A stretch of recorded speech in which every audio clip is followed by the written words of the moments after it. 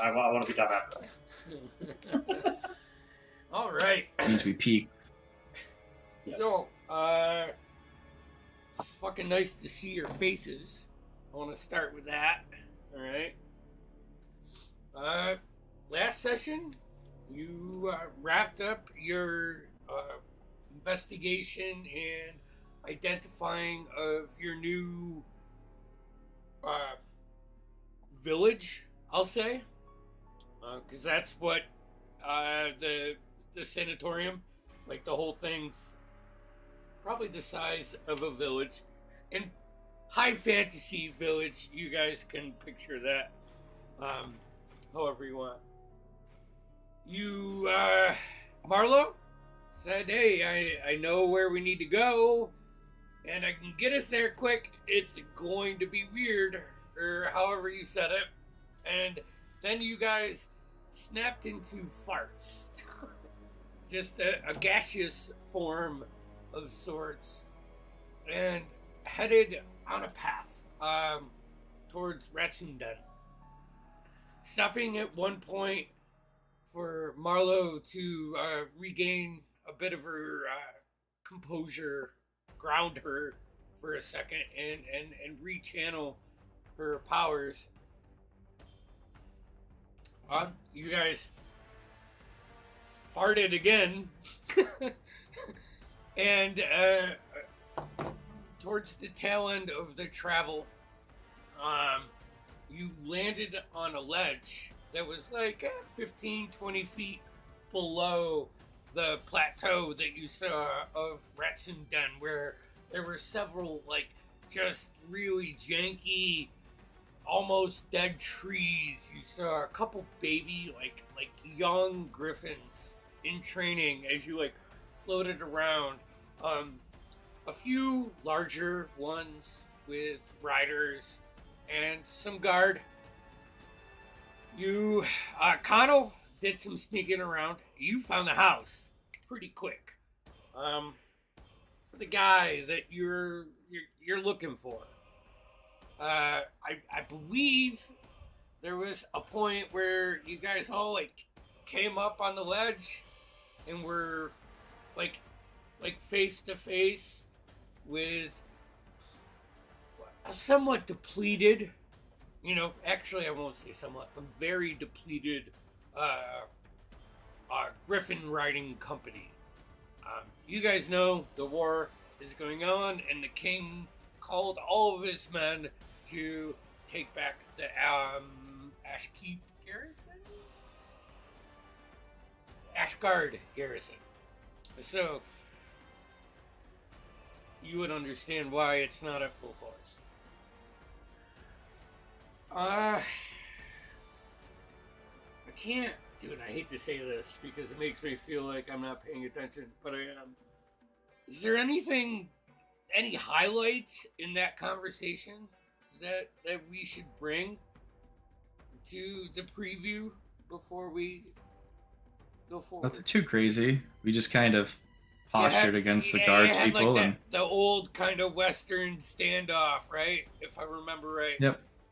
And then eventually, once you stated who you were looking for, you were led to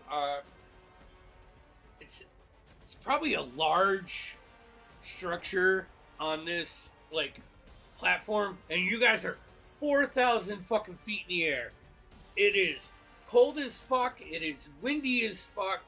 Like, everything is got that like ice, like wind glaze that goes over fucking snow. So it's frigid. And you're led into this stone structure that Connell you ID'd, and you saw an extremely, and I want to emphasize this for you guys, an extremely old dwarf. Hair going on the top, long braids down, long beard. He had a staff, Dorspira. You see, like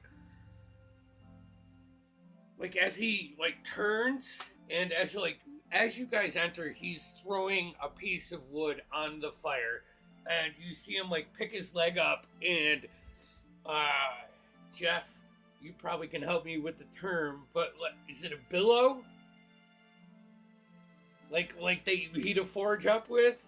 What's that mechanism? Oh, So, yeah, yeah. So you see him throw like a couple pieces of dead wood on, and just like lift his foot up and put it down onto like the top pedestal, like the top peg of a billow, and just push down, and the fire like pushes out and up, and kind of like that amber color grabs the whole room.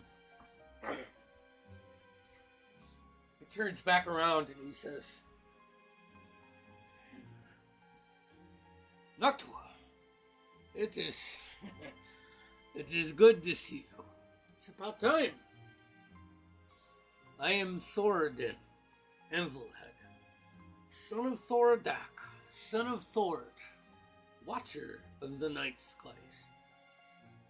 Please, find a seat. The tea is getting warm. I think it is time for us to have a conversation. And he like greets you all.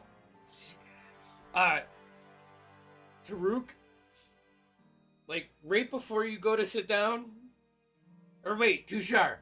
God damn it, Mike. Oh, I didn't mean to do that. Tushar, right before you go to sit down, like on the sturdy chair, he like puts his hand out, and you can see the chair mold into stone. It's like as you sit down, and like some of the stone just cracks a little bit from your weight. You are the largest dude in this party. But the ceiling, the warmth is nice. You all can manage to find a seat where you only get a little bit of like the draft, whether it's through one of the windows or a door, that constant bit of like every 30 seconds where the wind picks up and just blows through something and you get a little bit of a chill. He takes like a silver pot and just pours it into cups and starts putting these bags in there. Through his spirit, you can see all like it's not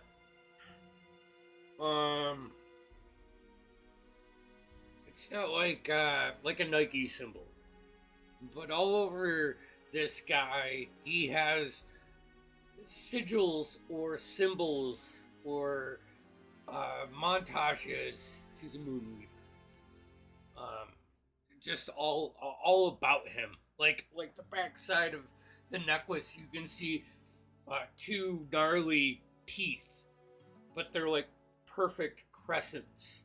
And when your eyes like glaze upon them, like as you meet them, there's like this little bit of like bluish purple like vibe that enters you. No one else sees this, but you see.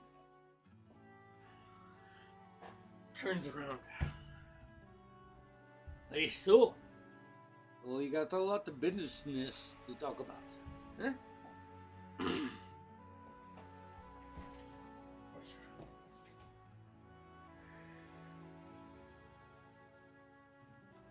How was the travel? It's surprising. It was a breeze. It was a breeze.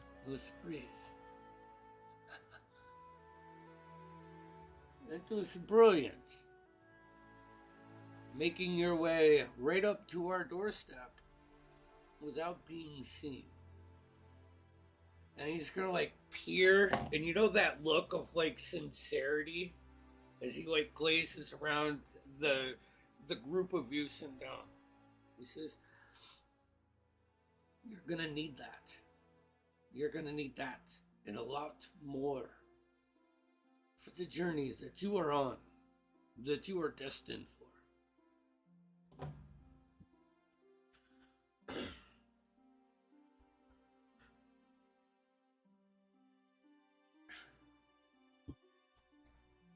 Give me 1 second.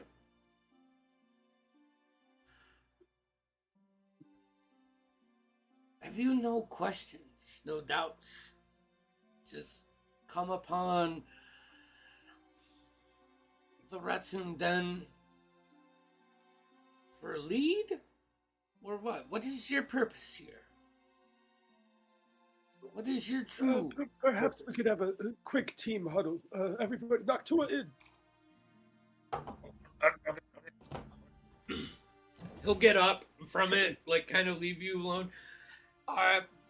All of you, with your passives, can see guards, either feet at the door, like underneath the door, or at the windows, like patrolling around this as you're in here, just as a precautionary, you know, like you get this.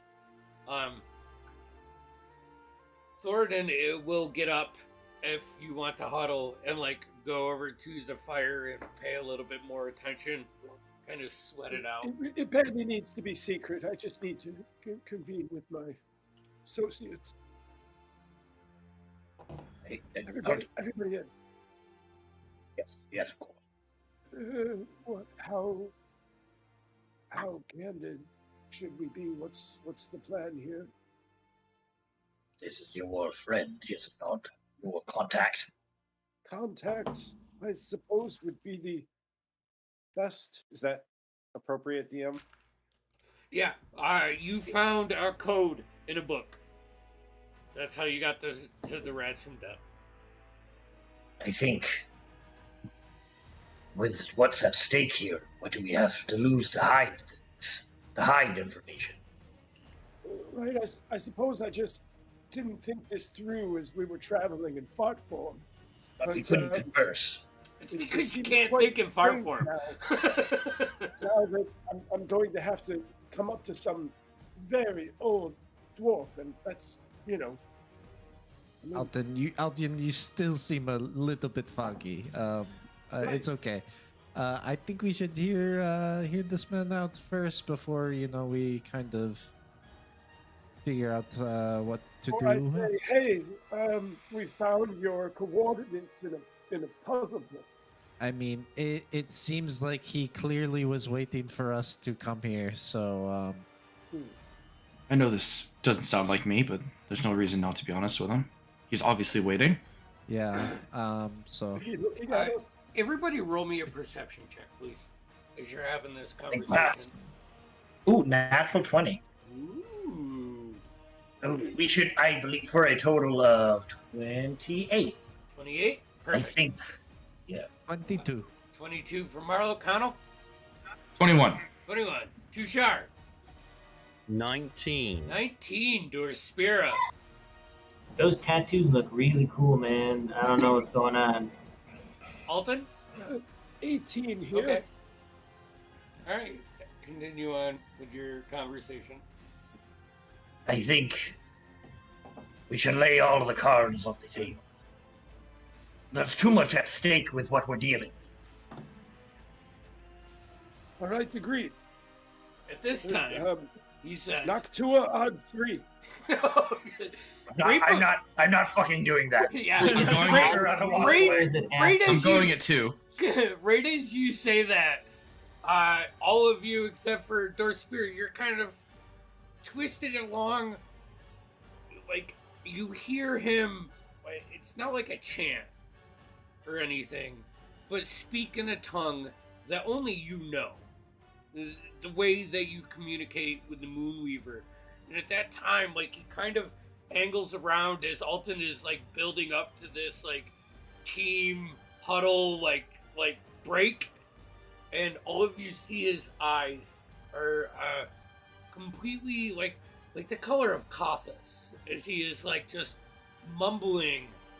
And right before, because I'm gonna interrupt that, slams his staff down, and the whole room lights up like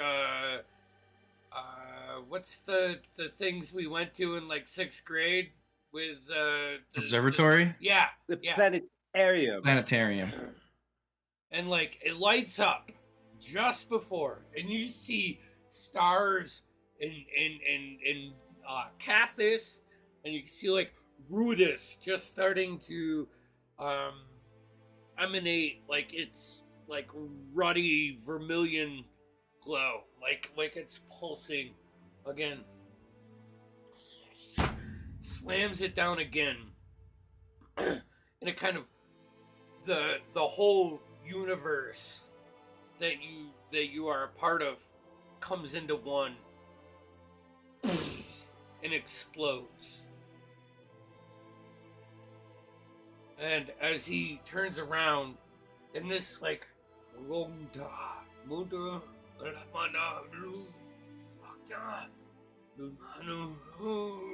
this very like rhythmic chanting,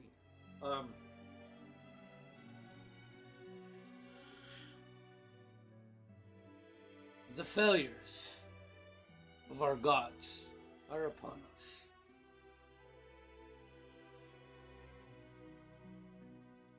Are you willing to heed the call? And he looks around, like you, and it's white eyes, no pupils. Darth Spirit, this is like when he comes to your glaze, you're like the kid in the back row at school, you know, just like looking at all of the adornments of the Moonweaver on him. Then you hit his eyes, like your eyes meet. Is Alden like freaking out or anything?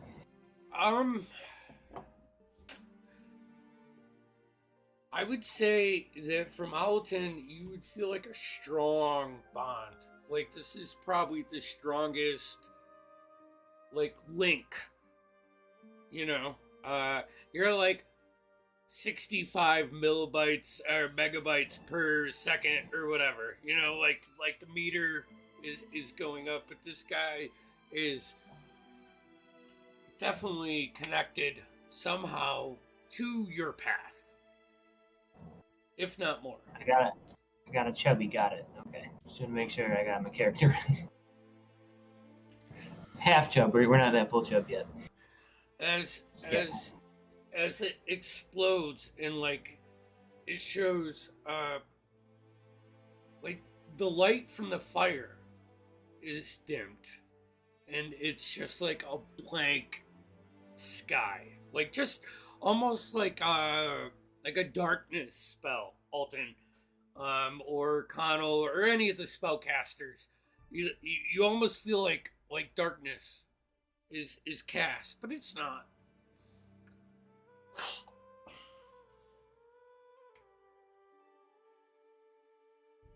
Like you see his eyes come from that moonlight back to like normal eyes. Gasps for a second, sits down on a bench, takes his staff, waves it over. What's like a table, you know, stone table.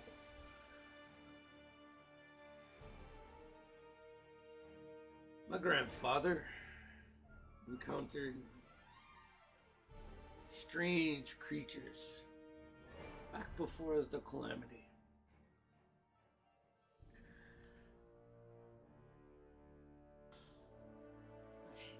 He swore that they fell from the sky. But no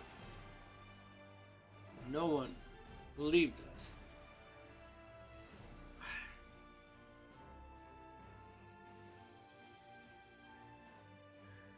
What if I told you that everything that you were told from the minute that you could remember has been a lie? What would you do? Are you telling me the Earth's flat? No, I think what he's saying is that perhaps we are but shadows cast upon the wall of the cave, and not actually the objects projecting the shadow. We live in perhaps a flat existence that we can't even understand where the origin source is from. A mere simulation, you might say. But if we're flat, then how are we casting a shadow?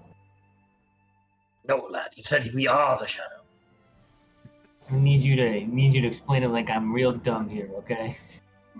I'm confused. Are we the shadow or are we the... Out a series of objects. In Dwarvish, I want to look at the old dwarf and say, what is it that you're asking?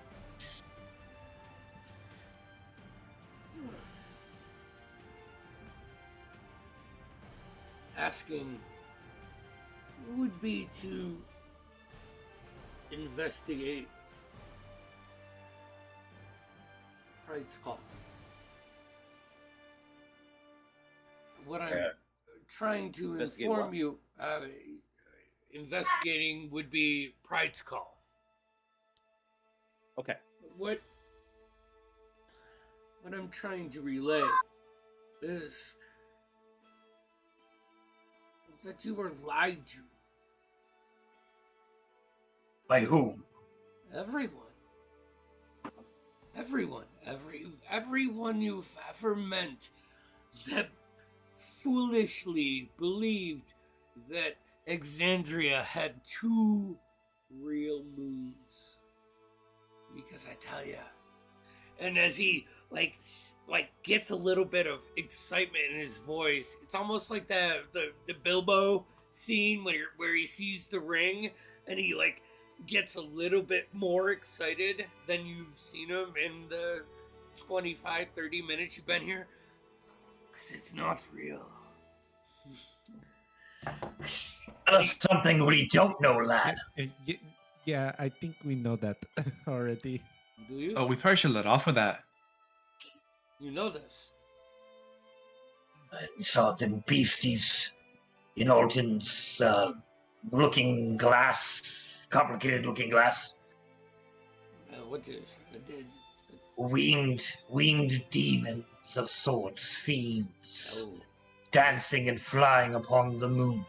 they are not demons, or fiends, or devils, or anything of that. I promise you. They're fucking scary. Are those the shadows? Not now, Colin. They're extraterrestrial. They're something of not. Extra Exandria. Don't know. Yes. They're Exandrical. Technically, I feel like demons are also extra Exandrian. I mean, they're not here, they're in another I world. see. You're right. No. We've met demons before. No, here. And he'll guide you over to the table where there's a tomb now. Old. In Alton, you would fucking... You probably, if you took your Hims pill, you got a chubby right now. And it's not going down for like 6 hours. Sorry. We're now a Hims sponsor, by the way. Is anyone proficient in medicine? Try to tie it under one of my sashes. I don't want to answer that question, honestly. Oh, wait, Connell, aren't you proficient in sleight of hand? You know it. I'm expertise. I'm good at performance. Oh, Jesus. Here we go. Really, I don't see what that has to do with me reading a book. Now, if you don't mind, a little space, please. It's awkward with all of you looking. You read Dwarvish, right? I think so. Give me a sec. Yeah. Ooh, I do not, but I can comprehend languages. Okay. If we got, Yeah. obviously we got Nemo too. Yeah. Well, yeah, but yeah. I'll comprehend languages so I can rip through this thing. Okay.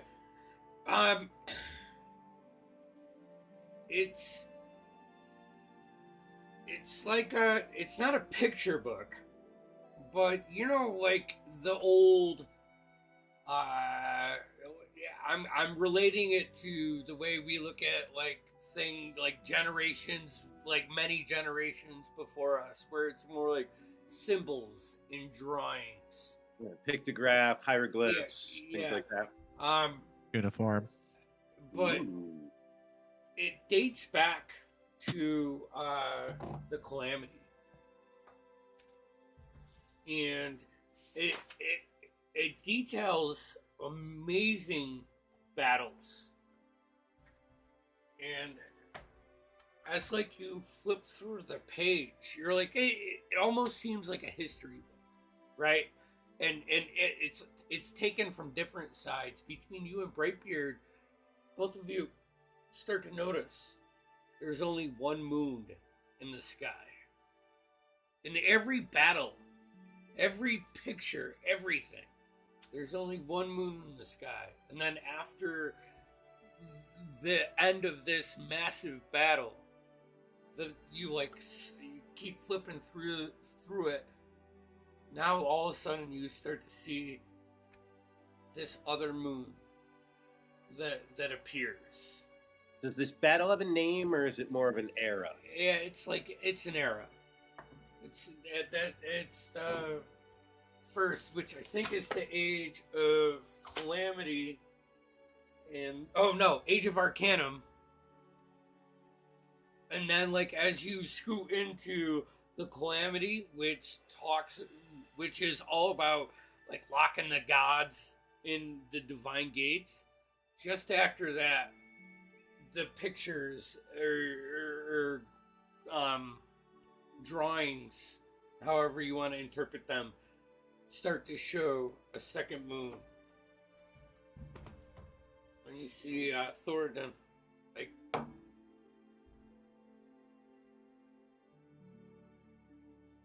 this is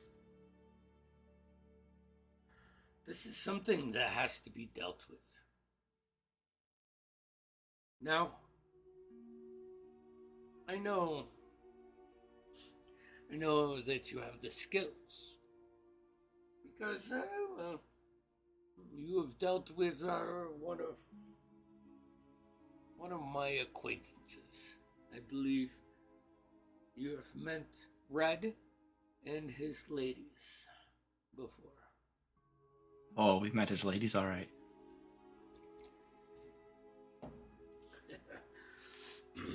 Grabs his tea, sips on it a little bit. He looks like he's gonna chug it like every dwarf that you've met in a tavern, and then as it meets his lips, it's like a slow burn, and he just takes a couple sips. Well,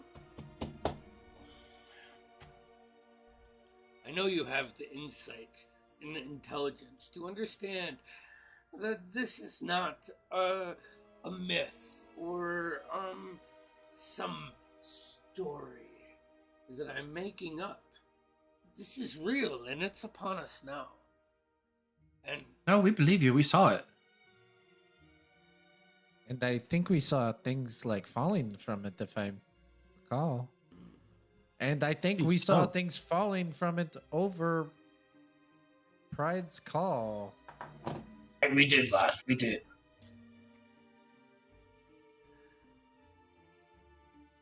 he looks at you like real, like squinting eyes, like sincere. Like,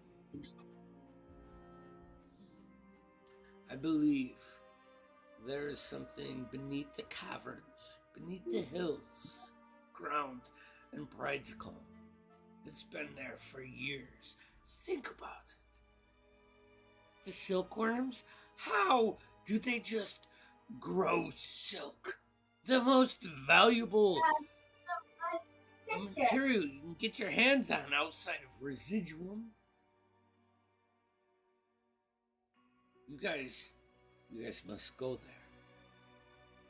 You must find what's beneath, search it out. And then you must travel to Ruidus and extinguish it. We're good at extinguishing things. Can we go back to the part where we're going to the moon? Or to the not moon? If my recon was right, you guys have a captain. I All right. Alton is our That'd be- captain, yes. Sorry. We were just discussing a proposed trip to the moon, or excuse me, the not moon. I think the not moon. What? I think I mean, think besides the progression what is of it? the quest would lead you to seek out what's below Pride's Call. There's something there that I feel like we need to get our hands on before we can go to the next part. But the next part is extinguishing Ruidus. You said you need a captain, Yeah, well, we have a captain. and usually when you need a captain, it means it's a ship. So, and he flips back, like, through the book. Is he going to tell us that the ship is the friends we made along the way? He better not want a fucking ship. You don't need to tell us a 15-minute story to just say it. Just say it. He just points to one picture that was drawn thousands of years ago on a piece of parchment that is so brittle, he doesn't even touch it. It's more like a mage hand, kind of, as he's like flipping back. And it's Friendship. I would say Alton, Connell, Tushar, Dorspira, all of you recognize like the mountains in the back to be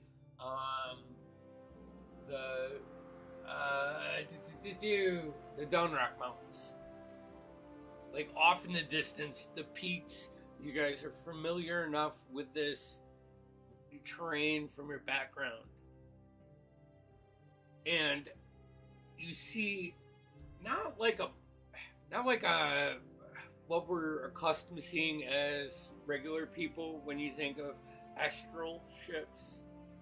This is definitely more alien-esque, aka there is no open deck to this. It is covered, and the wings almost look textured in the drawing. What you're saying, Fredbeard's getting very excited. So what you're saying is that sir, that this will take us to Ruidus, and that someone will have to pilot this or drive or whatever this to the moon. Yeah. Alton, I want to go now. I am also in, purely from an academic point of view, but also we have some skin in the Academic? game. I'm gonna be the first dwarf to fly to the moon. It's no moon. It's stop. What? We It's just- been a moon as long as we knew. I feel that, just because some planetoid object gets recategorized every now and then doesn't mean we can't still refer to it as, we all know what we're talking about. But wait, if Brightbeard flies to it, does it become a dwarf moon? Take. Boom. I'm taking psychic damage for that. What's the D8? Marlo says, "Can you explain the joke?" I'm taking psychic damage in real life for that. So as Brightbeard's getting excited, Tushar kind of puts one big hand up in the air and he goes, I'm trying to understand. There's ships on the sea, but this one, it doesn't just fly. It goes above the. I don't even know what that's called. Honestly, I don't understand it, but I want to do this. I want to fly it.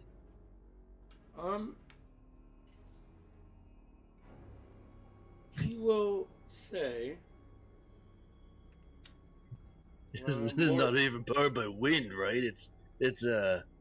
What is? Oh man, my head hurts. Who knows? How would we know if we don't go find it? He'll say. Calm down. He'll say that Oh, man. the mages in the Age of Arcanum learned how to erect floating cities. I'm familiar with this. Yeah. Erections, I mean. They actually used ley lines to travel across plains.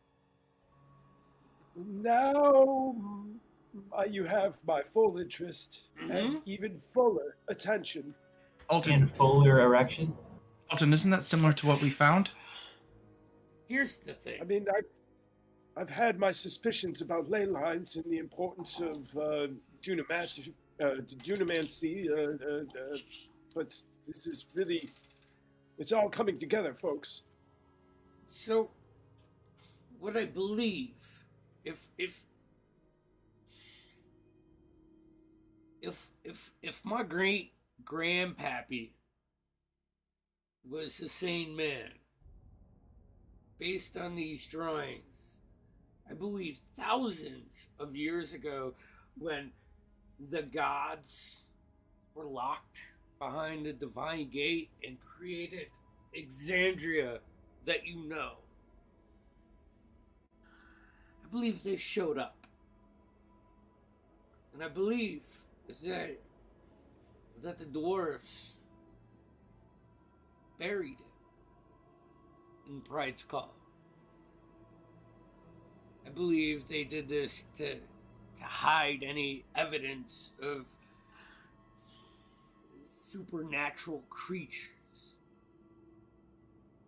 And I think that and he points to that image of a floating object in this picture. And this is like cosmos ship. Yeah, I believe that is what they buried. And if you can find it, maybe you can learn something about it and use that to get the Ruidus. However, I don't know how you blow it up, how you extinguish it, how you get rid of the vermilion moon that is hurting our Kaphas, our moon weaver. We'll just have to play that one by ear then, lads. I'll put my mind to it. Do you think they would have buried other things under the Pride's Call as well? Well, Yes. Dwarves are notorious for burying treasure. I know they're cheap. Fuck you. where's your broken sword on you? Is it in the bag or do you have it out? It's on my person. Okay. Peek around. Notice that. Notice the staff of the woodland acknowledges that acknowledges Nemo as the captain. Like when you bring up like needing a captain, like he confirms that Tushar, he'll make his way around the room in this conversation, and just like as he crests around like your shoulder that's opposite from the group, It's a mighty fine hammer you wield. You know, he'll whisper in your ear, and you feel like this surge of cold just come through you. However, you don't resist the instinct. This is probably like the first time, and you knew this moment was coming, but no damage or anything, but just that ice in your veins, like you kind of feel it. Your veins pop up a little Perhaps bit. even comforting. Looks at Alton, and you see him pull back. His outer, it's like a cloak, but made out of hides, like thin hides, and they're all like at various states of weathered or oiled. You know, it's just like a 1,000 different shades of tanned leather. And he whispers to you, "You've seen this. You've seen this enemy." And he just walks, like turns, and mysterious. He's more saying this as to getting you guys to think. Spins around to Dorspira and like catches you at just like a little bit of like missing a step, you know. When you grab you have your hand on your mace and it starts glowing that purple. Steps, slams his staff right in front of your face, right down. And you see the orb just crescent up and just float. And I need all of you to mute your headsets, please. Let me know. Thumbs up when you're good. Hold on. Where's the mute button? 1 second. 1 second.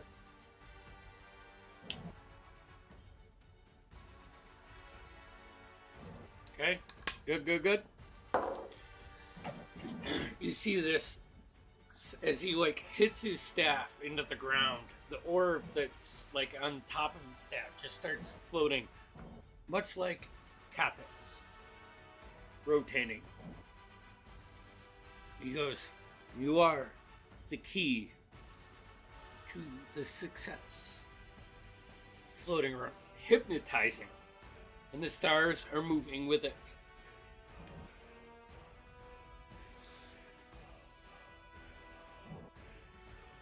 She said you were a hero. She said that your sole purpose is for this. Is that true, Elf? In Dwarvish, to throw him off a little bit from my own uncomfortability, I'm going to say I felt over the past month her power fade in me. I think this moon is interrupting the balance. So I want to be the hero she wants me to be to get her back, because I don't feel whole. He is gonna slam his staff back down. All of you guys can unmute. You're good. He is gonna say, "That is not a moon! Do not call it that! This is not a moon. This is merely some essence of artifact planted by someone that wants to wipe us out."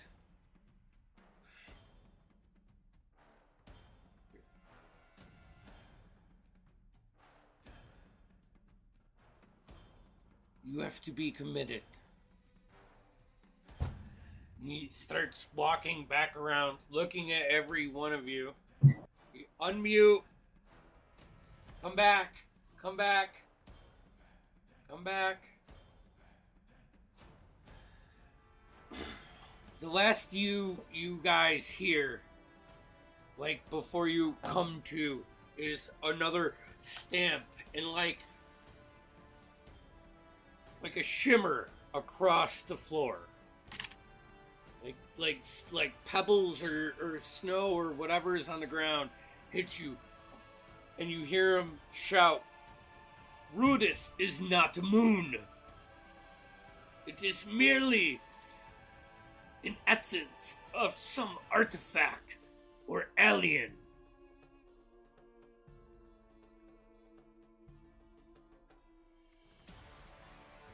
You must destroy it.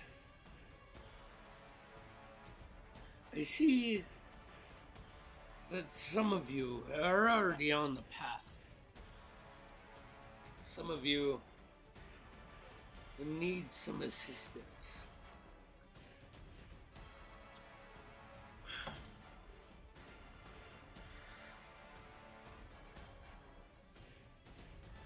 Within the southernmost, or the northernmost peak of the Ash Keepers,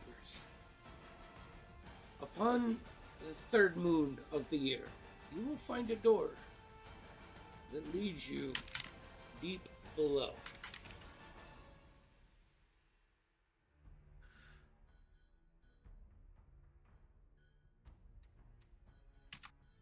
Don't fail us, as this is all we have. The king, he doesn't believe this. He doesn't believe that Rudis is fake or placed. Even the kobold soul pushes off the priority of this. And I tell you, as long as my family's blood is run, I can feel it. I can feel the end is near. So, go with haste. Go under the mountain. If you don't find anything, then you'll know I'm just a senile old man. But I fear you may find something. Something that is bone shattering. Something that is soul crushing. Something that can make even the strongest one numb. But you gotta persevere. Fight through it, Noctua. My soul was crushed long ago, and I spend every day number than this wooden leg of mine. I can't speak for everyone, but I'll be going underground, seeking out whatever this thing is. There's nothing more they can take away from me that I haven't already lost. We take this trek together, brother. I mean, We take this trek together, brother. What Alton's that? Yeah. Thank you. Is I this just the new had an improved Alton that Jeff was talking about 4 or 5 hours ago? Anti-aging spell, Alton. look, guys, I beat COVID. I beat COVID. Fuck. Never mind. This is Smooth Brain, Alton. Thank you, my friend. And I'll put like an hand on Alton's like elbow, like because that's the easier to reach than the shoulder. Marlo will put her hand in on the shoulder like we're doing 1, 2, 3 Noctua. The rest of you, any questions for this guy? Do you have anything that can aid us on our trip? Aid? Any assistance? I'm assuming you'll be staying in this stone cabin. I will. I'm bound to this, as our glorious king does not believe in the worship of the Moonweaver, and I stood up to him, and I am ever forsaken, guarding this griffin's nest. So I will not be going with you. I wish I could, but these bones are old.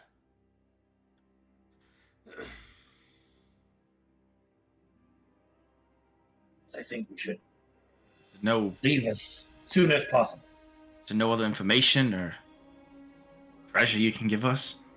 It's all hearsay, Connell, and tall tales. What I want to do more a peek around the can- room, see if there's anything of value. Okay, make an investigation check. I mean, Alton, how long do we have until the third moon of the year?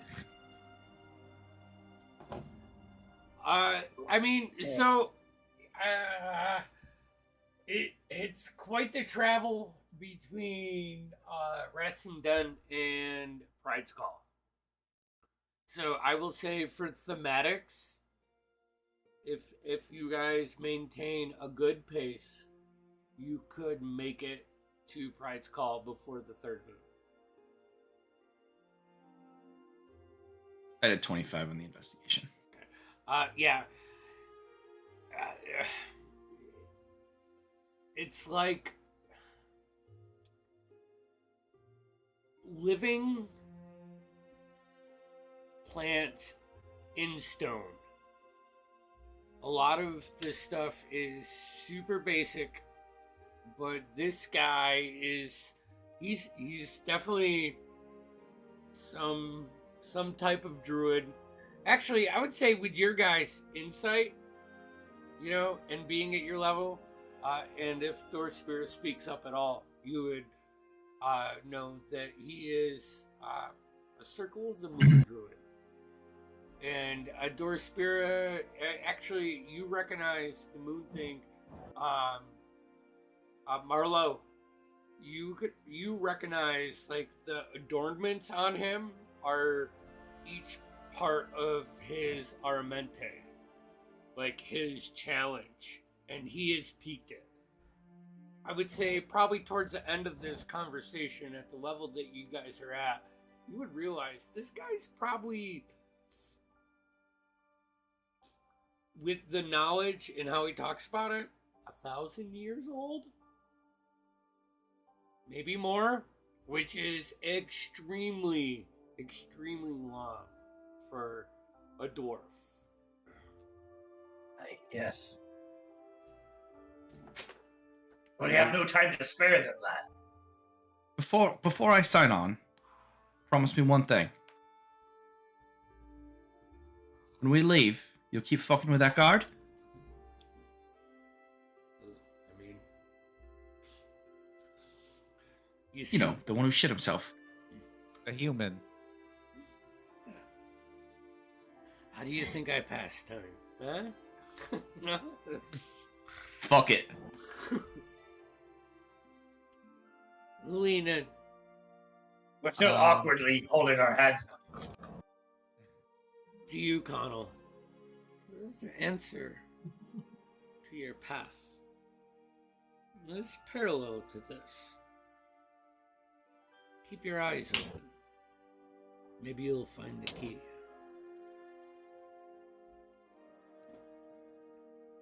Give him a slight nod. Just put my hand in the middle. Well, if there's anything we've got lots of, it's perseverance. I like to think Chushar's the last one, or second to last, to put his hand in, and he just, like, fucking puts his hand down, and everybody's hand, like, pop, pop, pop, pop, pop. Break. And Before I put my hand in, I'm going to hand Owlton to him.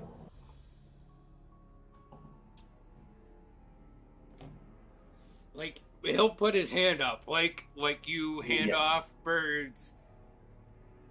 I would say all of you see Owlton step off Dorspira onto this hand for the first time. Now look at you. The eyes are a little dim, like more dim than they have been. And in Dwarvish, I'm going to say keep him safe.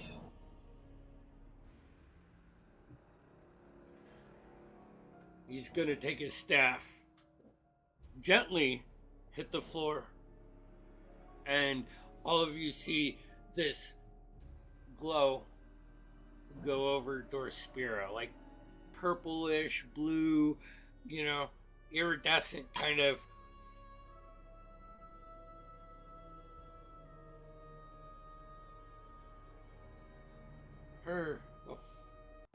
All right, headphones still there. You will be safe. She will be safe. They will be safe. Know the sincerity of this, Dorspira. I'm afraid that we will lose her if whatever happens with Ruidus. The glow is strong. I won't let her go out.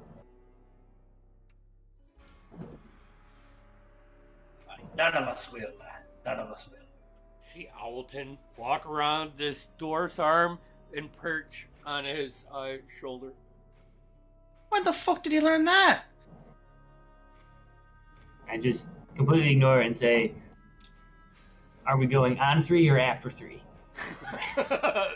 On 3, on 3. All right. Ready? 1. 3, 2. Immediately go Wait. off. Yo, fuck! We never said what we were gonna say.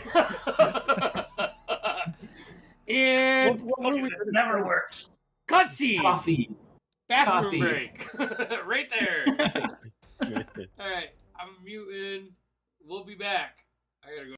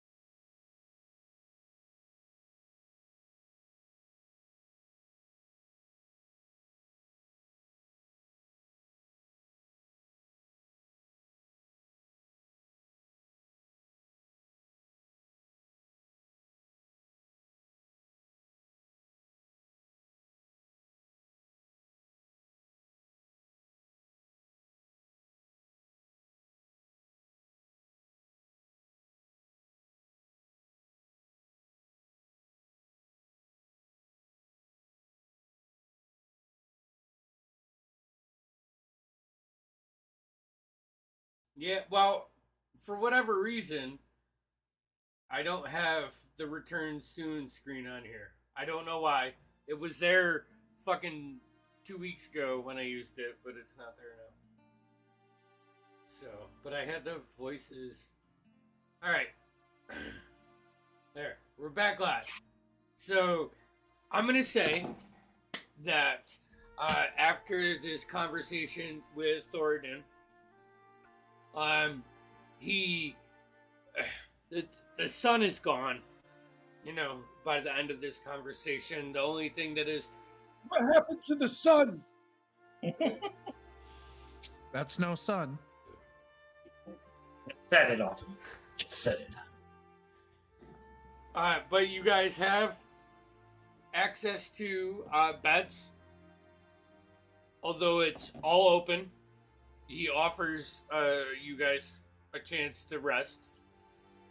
Good food, but mainly like a stew or a soup. Yes. Could rest at home. Oh, well, if you don't want to, then you don't have to. I don't suppose I could take a closer look at any information you might have about this Cosmo ship. Could I copy that page that you showed us? Certainly. Certainly. And if you... Yeah? Alton, while you're at it, we are 4,000 feet above sea level. I don't know much about the astronomy, but wouldn't it be easier to see things this higher up, or could you possibly take a show our friend here, you know, what we are seeing? Certainly. In fact, perhaps I'll set that up first, Milo. Maybe you could hear, and I'll start to take out the telescope, set it up. It's a lot easier to do now. And then I'm assuming, is it clear enough, Andy? Yeah. Are we higher than the clouds? Oh, yeah. You said on the way up we were higher than the weather. All right, perfect. And come on, that's like that was bullshit, figuratively, Marlo.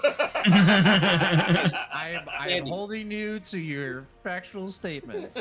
Andy, you and It's I have canon. been there. We've been to Killington above the clouds. Yep. And we I had know. lunch. And the way this is described, it's like the highest point in the book. You know, so Yeah, awesome. Awesome. Totally. Okay, so yeah, well, I'll get this set up for him. I'll try to tune in on it and everything. But once I get it zeroed in, I'm immediately gonna go and try to Make transcribe an intelligence the page. check. Setting up Just the scope. Great old intelligence. Proficiency.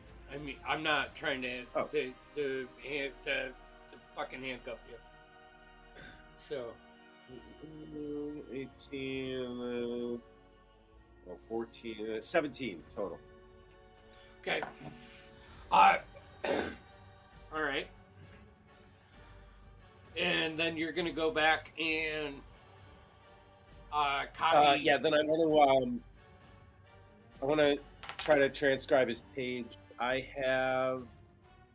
Nemo's gonna follow you, and he wants a closer look at that page as well. So he's just gonna be like over your shoulder. I will say that you the only requirement for you flipping through pages, if you want to do that, is that you do not touch them.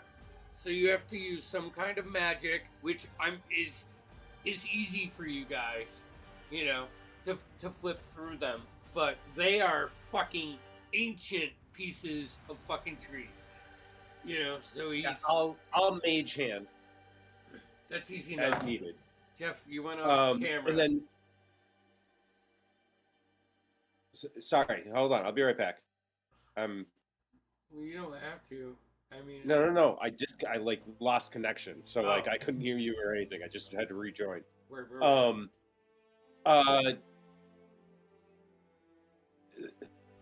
So I don't technically have skill in transcription per se. so I'm hoping to treat a little of my cartography.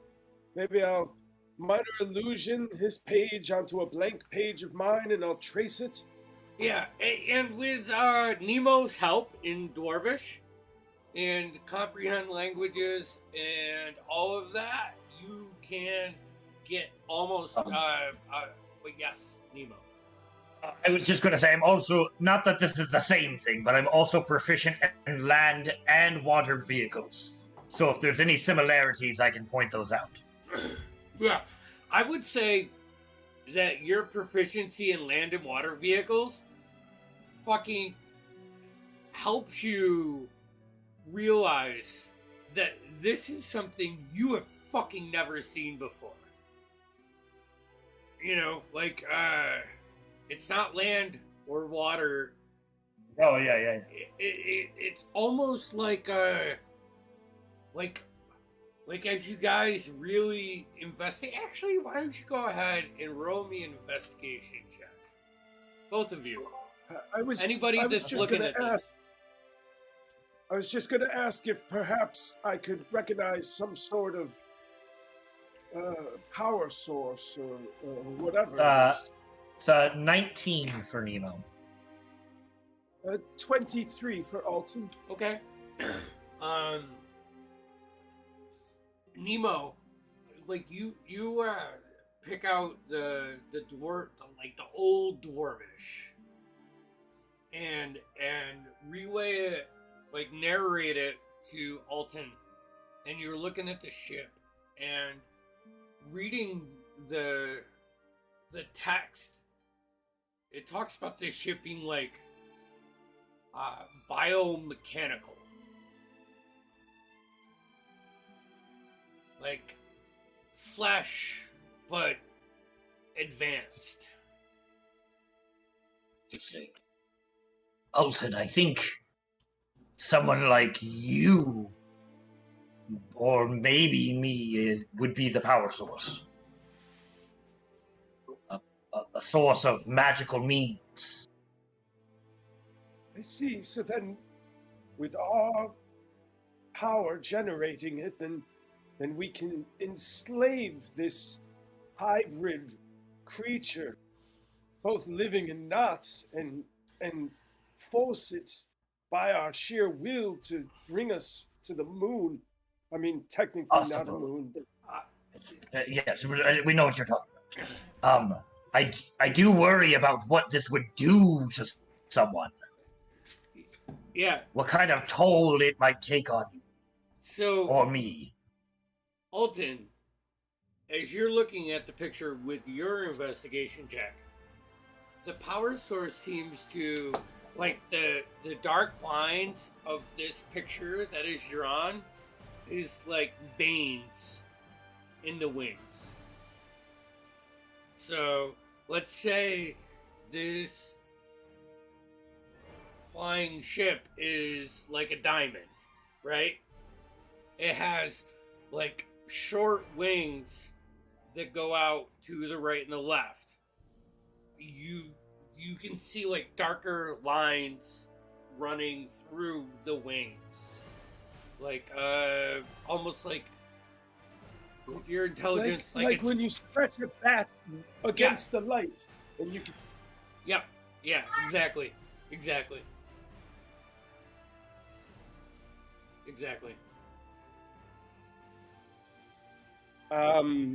So do I get any sense of I want to say like where someone might pilot or I would say this thing from a drawing. Is it just so arcane? Yeah. All of it. Yeah, I would say from a drawing, this isn't like a detailed blueprint of it. It's more like a landscape of this thing drawing down, and the more that you guys concentrate and look at it and investigate it, you see a little bit more of the drawn details from their perspective. You know, but from the perspectives that you see, there is no like cockpit per se.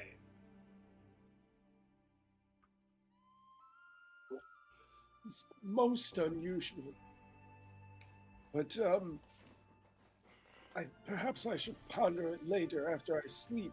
I'm sorry, Nemo, I need to get back to my telescope. I can't have them hogging it all night. Yes. Nemo's eyes are just like fixated on this picture. Oh, And he's just kind of, yeah, of course, sure, whatever. And flipping through, I assume, Nemo, if you can without touching it, I'm sure you have a cantrip that can flip pages. Doesn't necessarily have to be mage hand. It could be. Yeah, hold on. I won't leave him hanging. I can use light gust to just like. Oh yeah, totally. I will fucking fly with that. It talks about like if you go back, it talks about Pride's Call and how it used to be like a proud, like the dwarvish center, and you'd hear stories, but Grimmelagor is like the new city, you know, and they've kind of taken away from Pride's Call. You would know. What kind of dwarf are you, Tim? I am hold on, I have to look that up. I don't know. Mountain dwarf. So, Pride's Call dwarves are hill dwarves. Mainly, they are fine crafters, and they do bury shit that they think is valuable.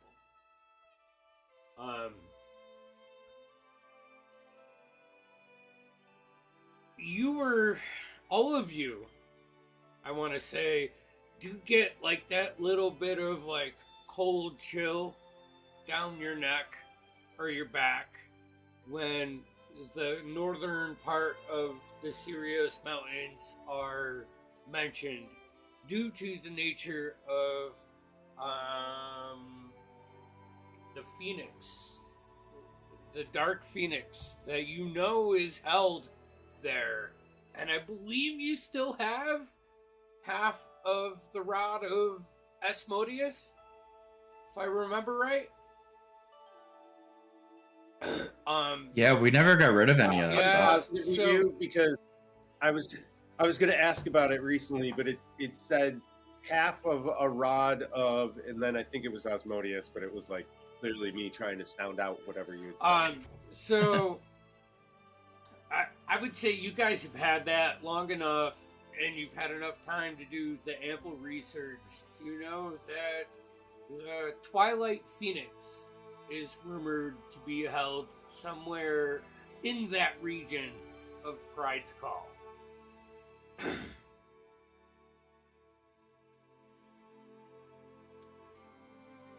So,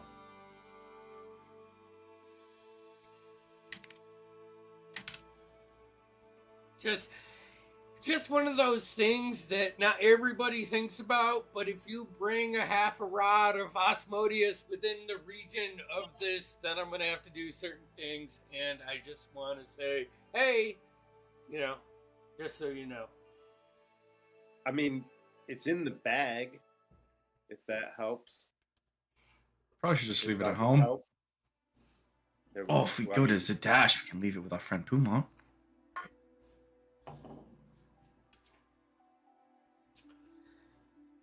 Alden, you'd probably know Puma wouldn't deal with shit that dark. No.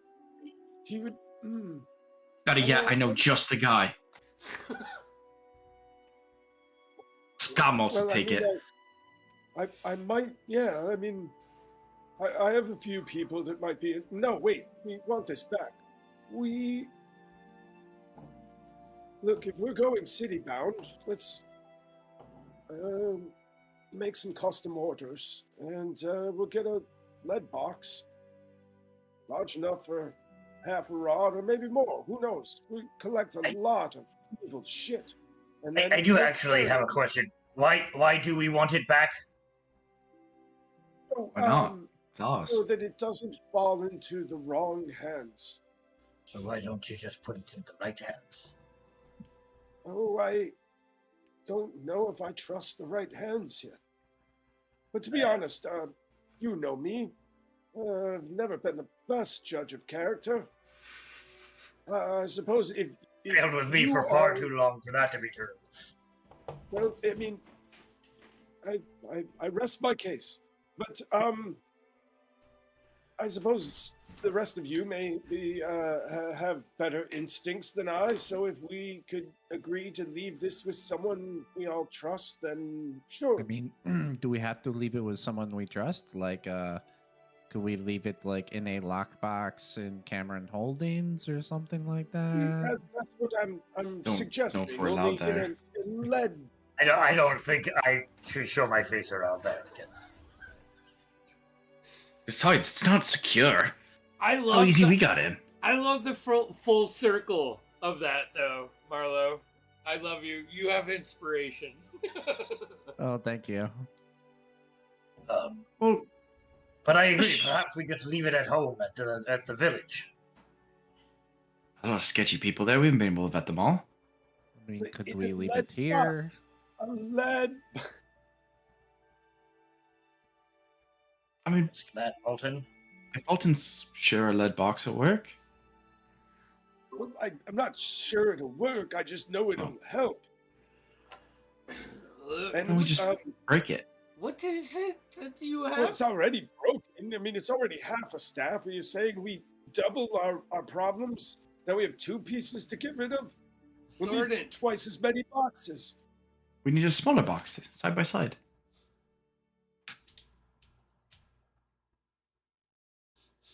If an extra dimensional space isn't going to work, I don't think a lead box is going to do it. We should just leave it here or leave it somewhere else. Look, we'll go back to our house, and we could put it downstairs where the other evil shit was. No one's gonna go down there. In I a box- agree. in a lead box inside of another lead box. How Bottom's got many it. That's it. That's boxes the do you want to do? classic double lead box. Yeah. Trust me, I can hide it so well in there. You know, I do know this priest guy that could come and do something to the box. Ooh, I like that. I like that. I'm not familiar Is with he those going techniques to myself. is he going to molest the box? No, Like, what that's is- one of those other. If you need it. If you need a cleric to do something to the box, I'm right here. We could find an older box, I'm sure. No, he believes in that other thing. I'll talk a little later. No offense. No offense.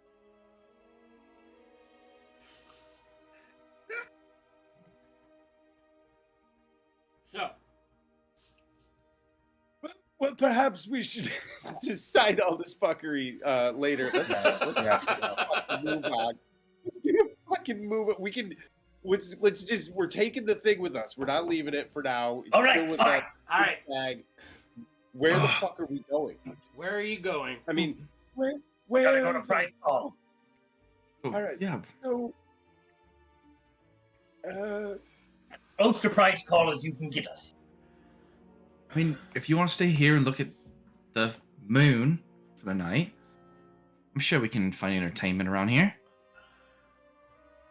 no, I mean, the sooner we could get a jump, the better. I will I say. highly recommend I highly recommend we stay the night. I have no shape to get us home. Well, in that case, if we're going to stay the night, then it just so happens that the teleport shares a slot with the mansion, and being gracious new friends, I suppose we could even invite them in for the comfort. Invite who? Is our dwarven? Yeah, he's hanging around. Jordan? He's been eavesdropping this whole time. Oh, I mean, we're not being quiet. It's not hard to Yeah. eavesdrop. No, not at all. No, Yeah, but if anything, well, just he's being like, oh, polite. He's being polite. His back is turned as you guys talk. It doesn't appear that he is purposely paying attention, but Oh, He's respecting the aside. yeah. we can invite Thorm in. But we're not inviting fucking Gary, and I'll yell.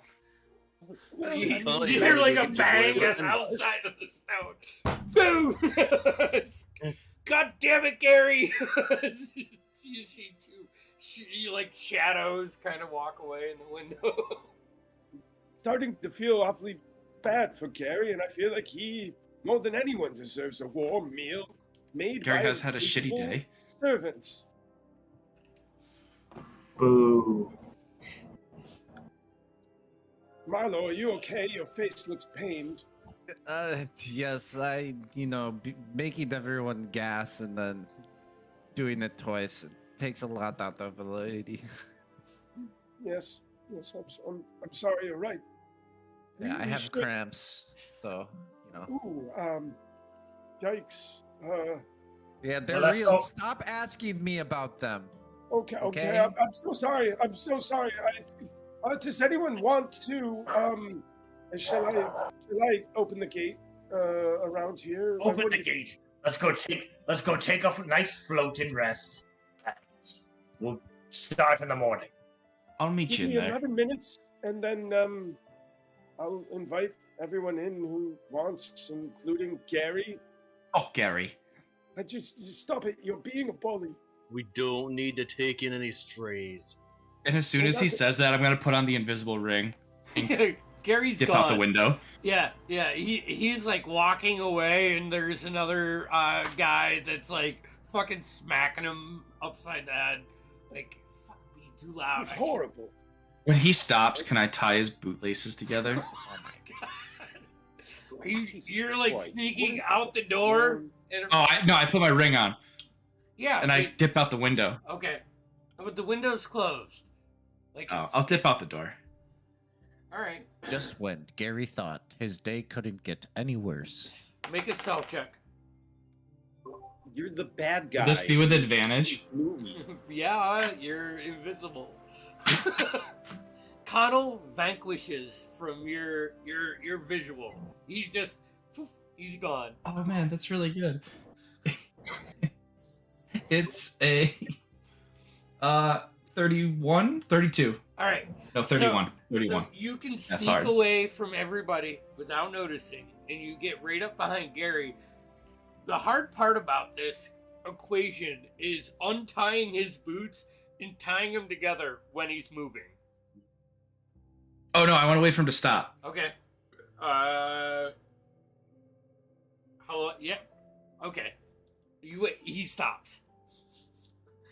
If you're willing to wait, I mean, this place I'm is only waiting. so big, so it's like 50 steps. He stops. He's like, "All right, Tom, this is my place. You can let me go."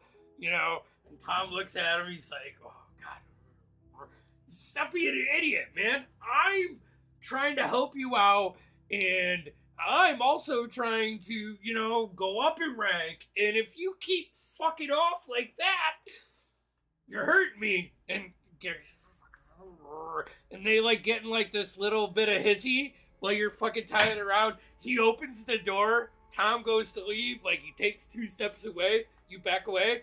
He opens the door. Can I Goes to use step in. prestidigitation?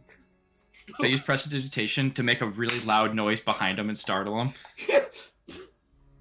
like a whale coming out of the water and body flopping. Like, ah! And he goes to jump, and his fucking feet are tied together, and his hands just fall, and he falls through his door, smacks himself. Roll me a d6. This is totally That's a 2. 2. He takes 2 points of damage, so he's still alive. Cause I'm fucked. Oh my god! And unless you pursue this, he's gonna like whimper in, eventually untie his. I just want to kind of whisper soft enough that he would hear. Shouldn't have fucked around, Gary. Who is it? I know you're out there. Tom! He's out there. It's one of those guys I can and he gets up, and he goes to walk, and he didn't untie his boots, and he falls back down on his face. Then you hear him kick the door shut with both feet tied, and some wrestling inside. You Successful officially night. So, Before Alton heads in, obviously he'll take a couple ganders through the old telescope, but I don't want to waste too much time, and I'll pack that up and bring it in with me. give me another intelligence check, Alton.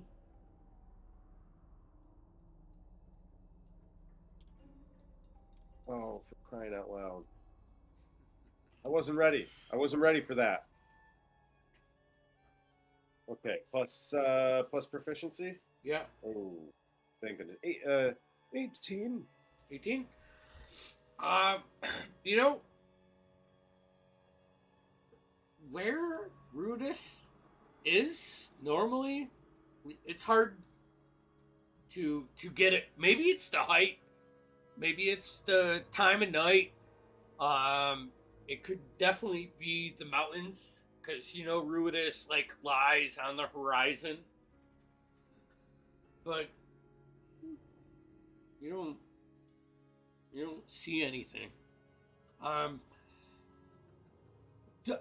will say with that, all the stars seem close to what you're used to, but they feel defensive.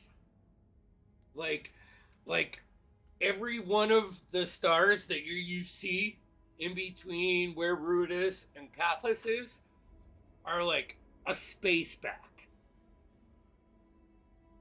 It could just be your location, where you are, and getting your center. You know what I'm talking about? But it just seems space seems tense. We've got a case of tense space. Classic. And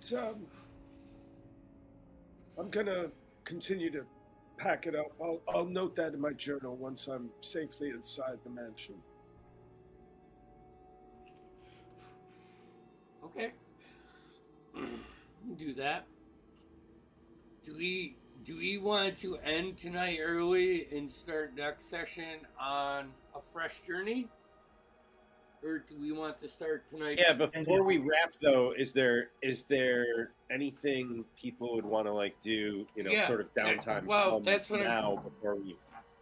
And I'm saying that you have, 8 hours before you have to get a rest before you can, continue on your path.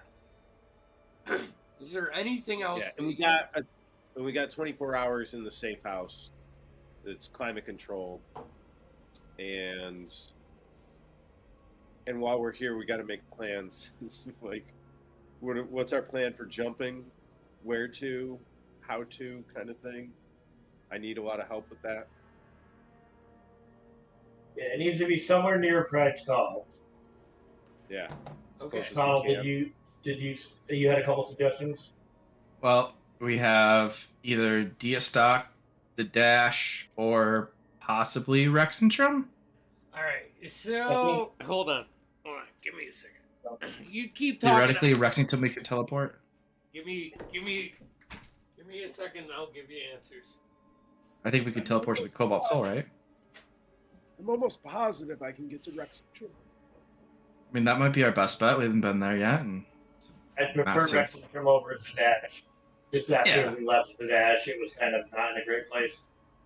Do we You don't need want to to transport via ass? don't we need to go and grab some things somewhere before we make another Well, travel? anything we want, do we can like get the in idea of Rexentrum. thinking somewhere we could shop, and which is most places, but obviously the more Rexentrum's our best bet for that. I think so you're too. probably right. I mean, it's the biggest city this side of the Mississippi. Right? The what?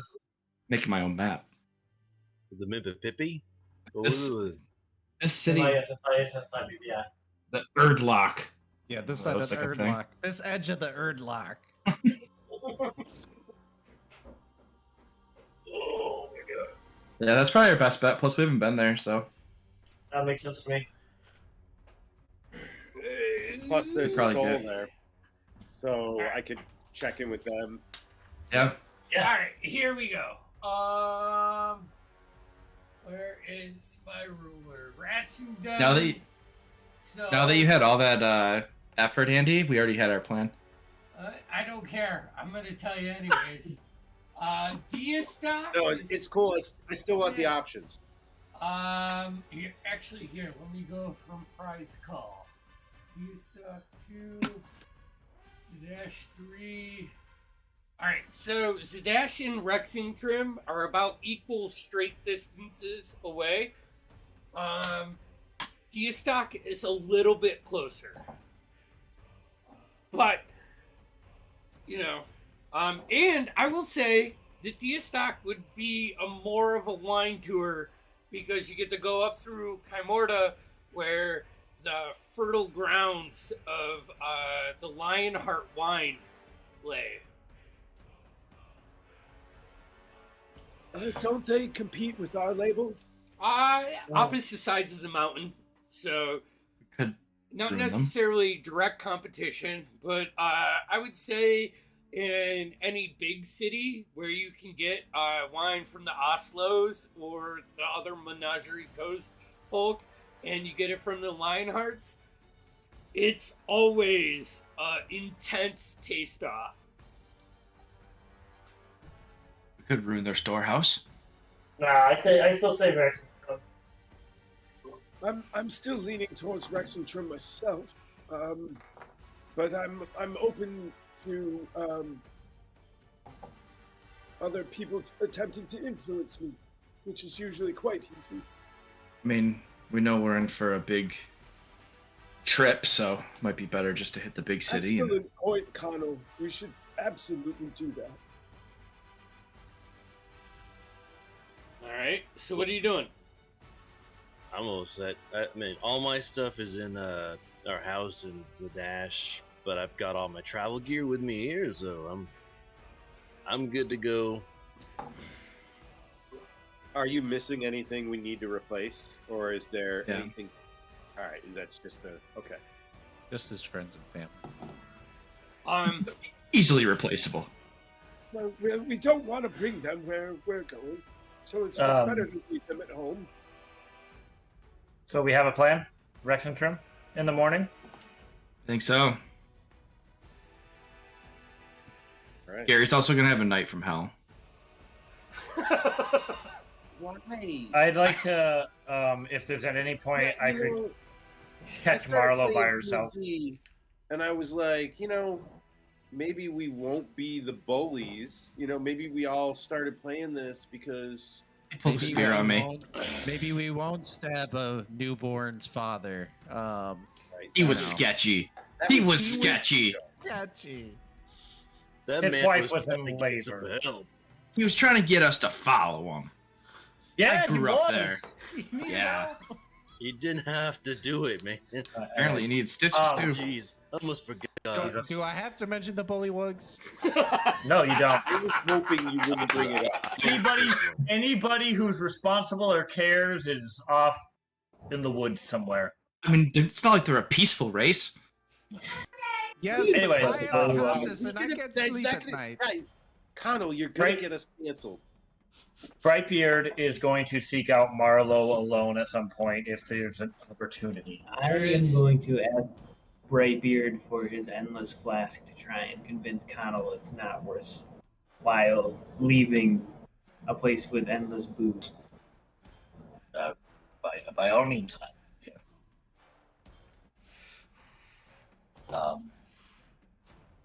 Marlo, may I ask you a question? Sure, and sit down. On the floor. On the floor. Are you in Marlo's room in the mansion? Yeah, I would have seeked her out if she was there. I would have seeked her out. I am not there. I'm actually Okay. back out. I'm outside of the mansion, Okay. and I'm getting ready to go outside. Okay. You're all right, lass. I looked for you in your room and you weren't there. I know. I think Thoradin is such a cool druid and stuff, and I could probably learn a few things. So I was gonna try and see if I could, maybe do some plant growth here, and maybe come back if we need to. So I was gonna see if I could, connect with this place a little bit. Do you mind some company? Oh no, not at all. If you don't mind silence. It kind of takes a little time for me to focus. I do hum a lot and Sure. sing. Might I ask you a few questions before we start? Sure. I know we've all done a lot together, and traveled a lot. Did you have family back home? Did I have family? Yeah, I had family. I mean, the most important person in my life was my grandfather, and he raised me as a kid and made me who I was and taught me, the stories of his travels as an adventuring, druid just like me. So I left my family back in Taldore.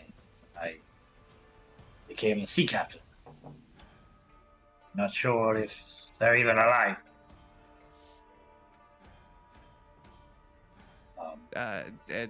did you leave with reason? Are you running away? Are you? They wanted me to get in the mining business like they were spy or something. For the open sea air, the sky above me. I couldn't live my life underground. Ah, I see. So you were, running away from the expectations. For, chasing the thing that you hold dear, which is freedom, which you should. I chased many things in my youth.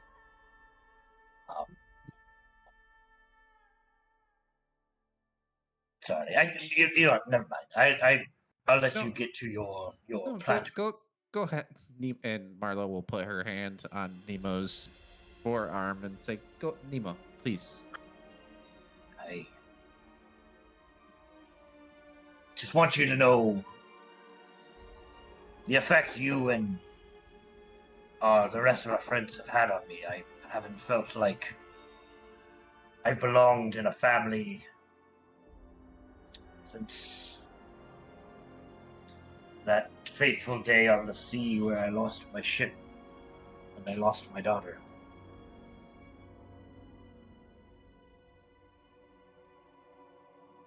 I just want to thank you. Nemo, you don't have to thank me. You were responsible for being a part of our lives as much as we are responsible for being a part of yours. So don't forget that. Don't forget, how far you've come from me just tripping you into the nine hells. Glad you did, Les.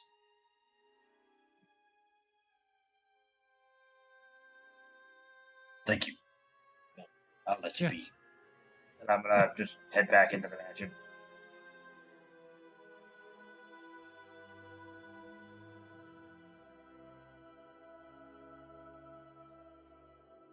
Andy, you're muted. Anybody else doing anything? Marlo is going to head outside to cast plant growth. Okay. You're druid wisdom-based spellcaster, right?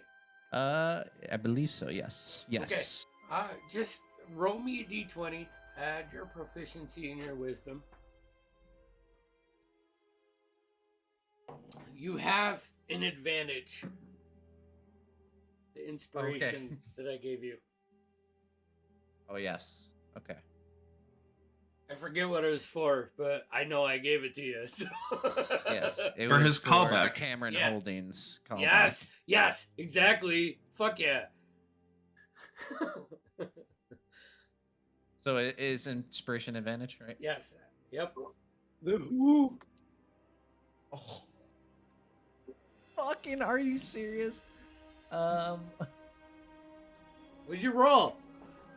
I rolled 2 3s in a row, so that's a 12. All right. I would have rather you rolled a 1. So, like, after you're sitting outside, like calling to the wild mother, you know, like, not calling. That's too aggressive. Trying to whisper, you know, or communicate through like growth, which is what you're used to, you know. You find a resistance as being this high up, this far north in the continent. It is cold and it's hard to draw, you know, that energy. And at the moment where you like start to question your gumption, your core, you know, like, why isn't this working? Thoradin will come, not Indian style, you know, sit down, because he's a dwarf, and I just feel like dwarves have a hard time sitting Indian style. But he'll kind of like put his staff in the ground, and you can see the purple and the blues of like that astral light, you know, grow. And what you see is these kind of like fungus start to pop up, you know, weird, like out of like window frames, you know, just like a little vine connects, and there's this iridescent glow coming from it all over, like as not controlled, as you are a little bit out of your element. I'll guide you in.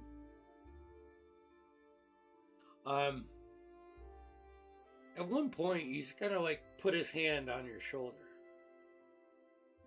close his eyes, and you're gonna feel like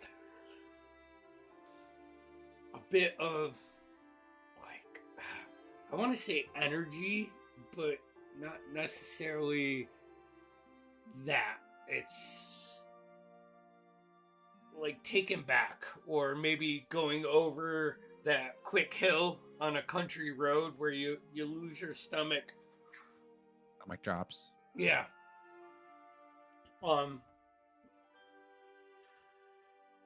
And you look out, and it's just wind with the occasional snowflake or hail or like freezing rain, and it lights up. And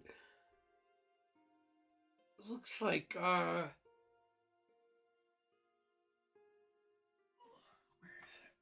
Hold on, let me get the name. Looks like dozens of young children, halflings, running across the Latsudan, the forest that you grow up.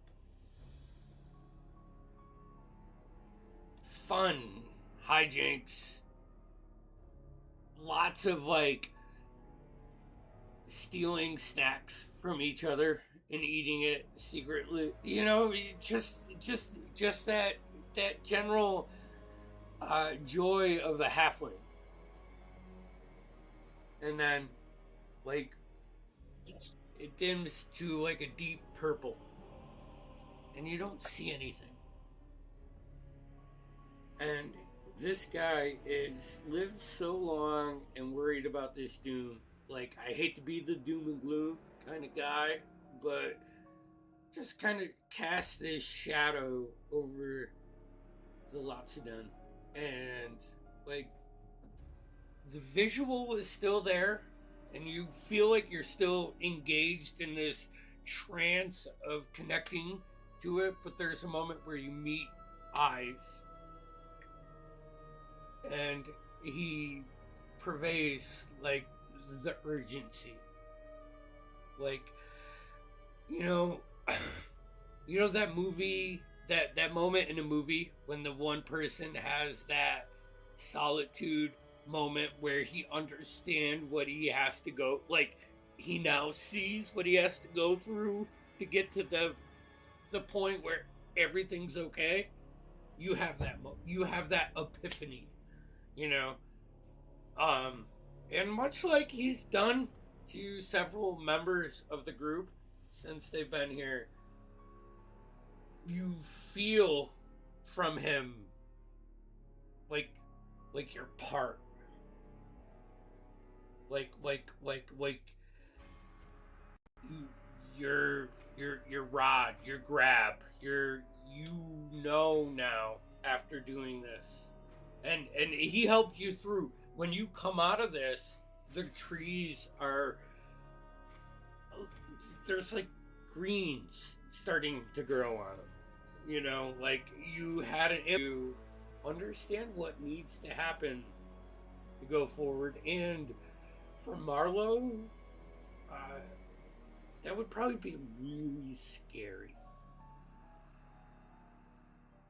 Really, like, not like Death and Decay, because I'm trying to take this campaign away from just the normal demons and undead, and bring in something new. But that kind of, like, if we don't do this, you know, like when you come out of this, you now know that if you don't fucking try to do something, the outcome is bad. And he said it was bad, and maybe you guys thought it was just for the Empire or whatever, but you kind of channel in to the outcome of the Latsudan, or all of the coast of Xhorhas. Wrath. Something flocking. Something is coming. And it's atmospheric in a sense. Like, you, at points, you almost tie in to the strands of its livingness, you know? But when you come out of it,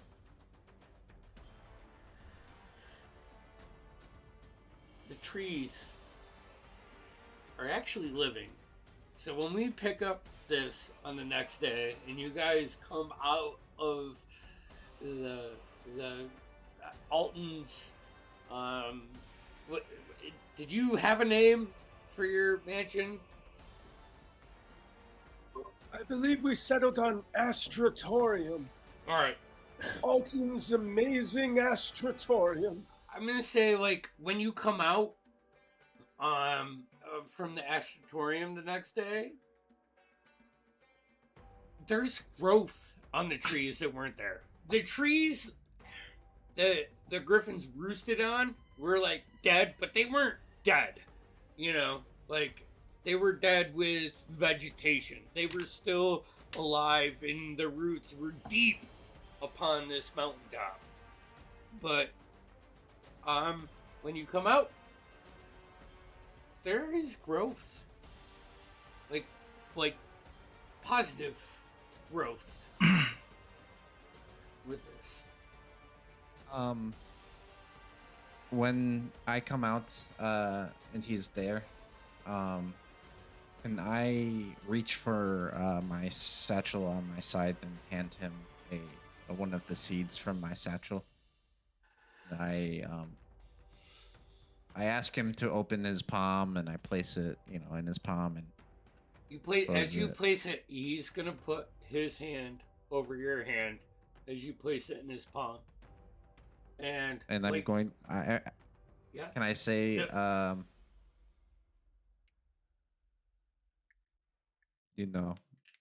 What you've just showed me. I understand, what is at stake.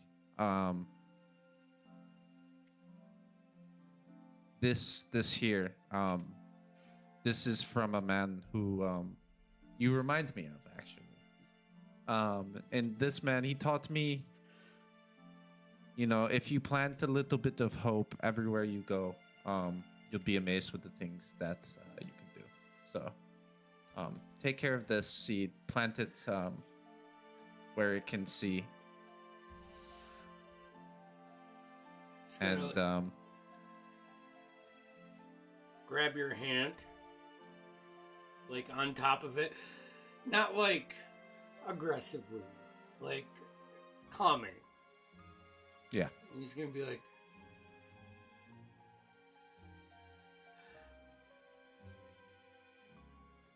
without you, they would get lost. So, and he's gonna close his eyes, and he's gonna let his hand go a little bit, and this purplish energy just wraps around you.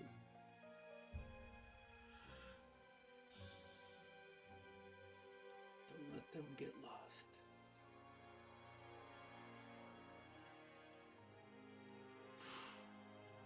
And he's gonna open the hand with the bean that you put in there, and you're just gonna see like dozens of petals like flutter off like butterflies and grab onto this cliff top and just start molding in the way that you could do back in Oth with that druid. It's almost that serendipity moment. That was cool as shit. And I'm gonna say with that and that interaction, you guys have a D20, all of you, at your ready. And, as long as you don't let it roll for, like 5 sessions or 6 sessions, a positive vibe has been achieved outside of Gary. And, honestly, dude, so I planted Gary as the kind of fuck up guy in the guard. Oh, now I feel bad. No, I want him to be the polearm guy. Earlier.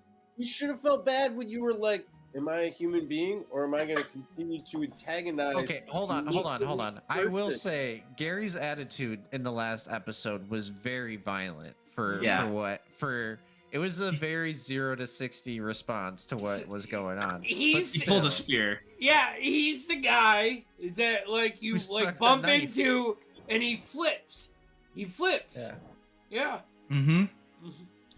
And you got him, and I think he's a nice guy. I just feel like, did we have to sink to his level?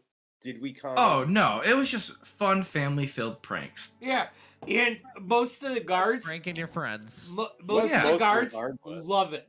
Love it. They laughed, and they'll laugh and slap him on the back for decades. That doesn't make it better. This is the push that Gary needs to be a better person. Like drama. This feels like a middle school story. I am like completely lost from that plant growth already. But that was a nice sentimental moment. I think that we'll wrap up as you guys finish your hijinks or your things. Tushar, you got anything? Dorspira, Alton, before we wrap up tonight, anything you want to just do before? I was just trying to make Kyle get hammered instead of go. Oh, I'd be back pretty early. Yeah. Well, listen, and there's not a lot of place to go here. It's like a football field on top of a mountain peak. Yeah, how many wood huts can you visit? Exactly. Yeah. Wood huts could have wood hut. I don't know. There's more to that. You can fuck yourself. You've been so antagonistic to all my humor tonight. I want none of it. Is this the brothel? No, that's the hut down, two huts down. There's 2 huts? Can you imagine flying? Then you go there and the same person answers the door just to like have a Monty brothel Python on. sketch. Yeah. Oh yeah, we got live music. We got 3 huts down. You look, there's no other huts. Yeah. Oh man. So many huts. Tushar would have just asked someone where their rec is for, punching bag, weights, or whatever they've got for working out. And it's poor.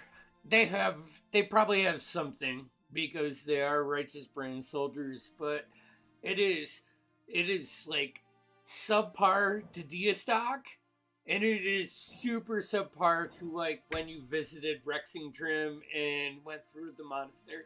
Yeah, like this is poor. This is shitty living conditions. But you find a warm room, couple people to share, a war story with. Actually, Tushar, right before you go to bed, this bit of like snowflake, it looks like, until it gets close to you and lands like on one of your horns. You grab it, and it's a piece of parchment. You start to unfold it. This is whoosh. We're gonna go ahead and end tonight's episode right there. Secret messages? Cliffhanger. Yeah. So, and don't forget to like and subscribe. Oh, sorry. Oh, really? Don't you forget.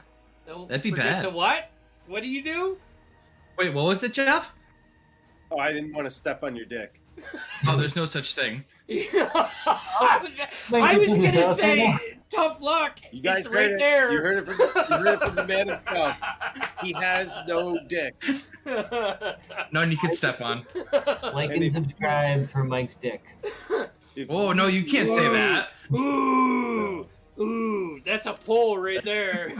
We all of a sudden lost subscribers.